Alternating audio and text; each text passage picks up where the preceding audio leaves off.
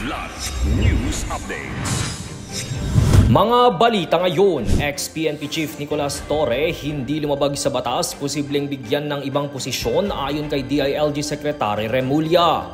Notorious the drug suspect arestado sa Mandaue, 17 million pesos na halaga ng shabu nasabat. Matinding pag-ulan sa mga susunod na buwan, posibleng maranasan dahil sa La Nina. Ako po si Cesar Soriano para ihatid ang nangungunang mga balita sa buong kapuluan ngayon.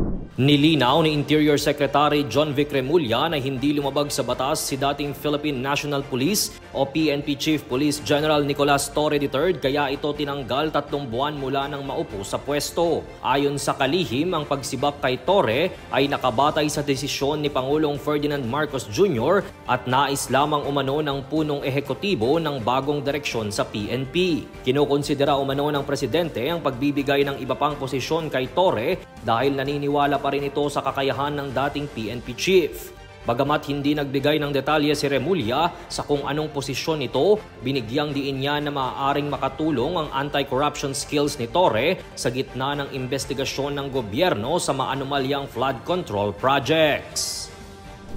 Arestado si alias Jane, isang notorious na drug suspect sa bypass operation sa barangay Subangdaco, Mandaue City noong weekend. Nasamsam mula sa kanya ang tinatayang 2.5 kilos ng hinihinalang shabu na nagkakahalaga ng 17 million pesos. Pinangunahan ng Mandaue City Police Office kasama ang PIDEA 7 at iba pang unit ang operasyon. Bukod sa droga, na-recover din ang bypass money, cellphone at backpack ng suspect. Ayon kay Pro 7 Regional Director Police Brigadier General Redrico Maranan, patunay ito ng pinaigting na kampanya kontra droga sa Central Visayas kasabay ng direktiba ng pambansang pamunuan ng PNP. Posible nang maranasan ng La Nina o ang matinding pag-ulan sa susunod na buwan ayon sa Pag-asa. Sa inilabas na La Nina Watch ng Pag-asa ngayong araw, mataas na ang posibilidad na magkaroon ng short-lived La Nina condition sa bansa dahil sa mga pag-ulan.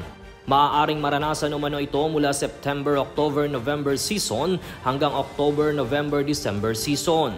Nag-i-issue ng La Nina Watch ang Pag-asa kapag ang panahon ay naaayon na sa tag-ulan at nasa 55% o higit pa ang posibilidad na pumasok na ang La Nina sa susunod na 6 na buwan. Dagdag pa ng Weather Bureau, ang La Nina ay nakakaapekto rin o nagdudulot ng pagtaas ng posibilidad na magkaroon ng mga bagyo sa pagtatapos ng taon. Para sa Kidlat News Channel, ito si Jai Reyes, nag-uulat. Ako po si Cesar Soriano, kasama nyo sa bawat pagputo ng balita.